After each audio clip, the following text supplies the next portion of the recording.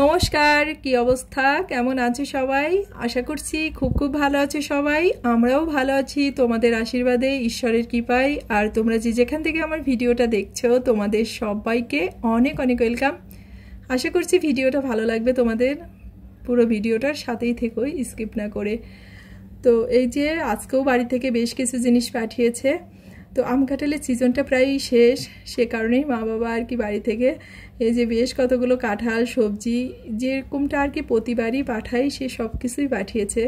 তো এবার মাকে নিষেধ করেছিলাম যে এত কিছু পাঠানোর দরকার নেই, বললো তো এখন তো প্রায় শেষ হয়ে যাচ্ছে আম কাঁঠালটা, তো এবারই লাস্টবার পাঠাচ্ছি, এরপরে তো আর পাঠাবো না, আবার সামনের বছর দেখা যাবে।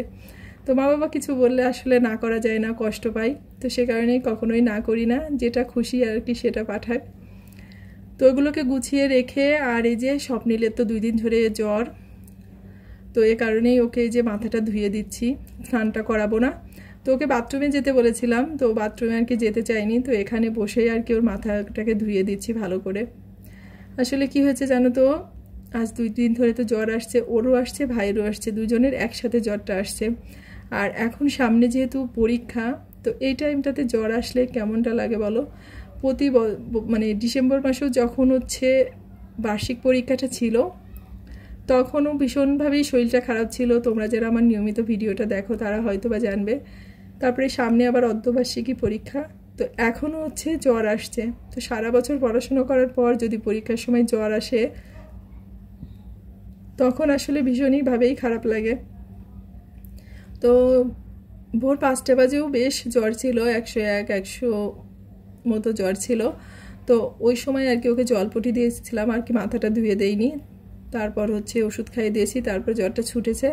আর তারপরে এর থেকে এখনও পর্যন্ত জ্বরটা আসেনি। তো এখন এই জন্য আর কি হাত পা মুছে মাথাটাকে ভালো করে ধুয়ে দিলাম।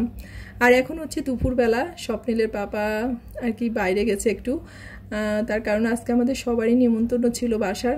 তো স্বপ্নিলের যেহেতু জ্বরটা আসছে সে কারণে আমি স্বপ্নিল যাইনি, তো স্বপ্নিলের পাপা একাই গেছে। আর এখন ভাবলাম যে ওয়ার্ড্রোপের উপর না খুবই অগোছাল হয়েছিল কাপড় চোপড়, তো ওগুলোকে গুছিয়ে রেখে তারপরে দুপুরে রান্নাটা করব।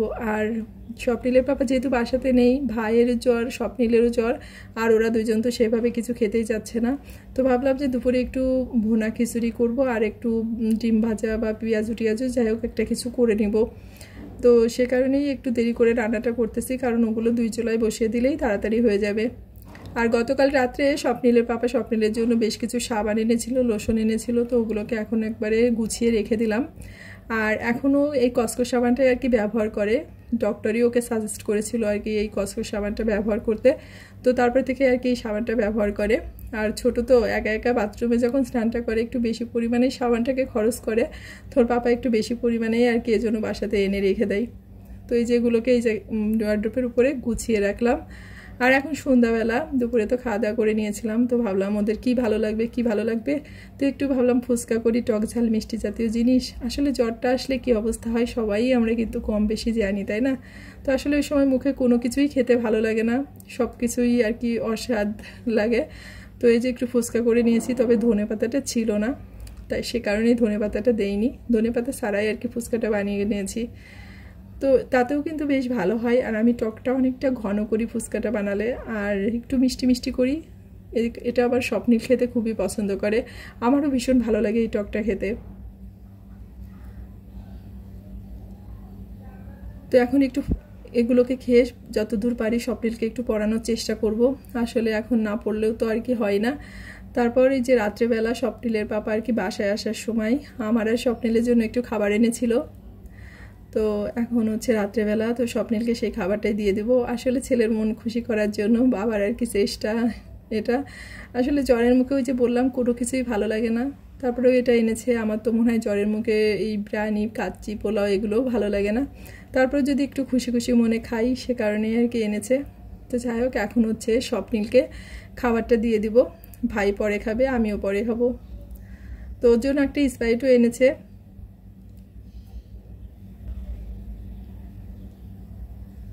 তো এখন কি সময়টা না ভীষণই খারাপ যাচ্ছে, সবারই শুনছি কম বেশি জ্বর, মানে এই সিজনটা আজকে জ্বর সবার বাড়িতেই জ্বর হচ্ছে। তো সবাইকে বলবো সবাই অনেক সাবধানে থাকবে, কারণ এই টাইমটা একটা ডেঙ্গুর সময়, কারণ এই সময় ডেঙ্গুর প্রকোপটা অনেক পরিমাণে বেড়ে যায়।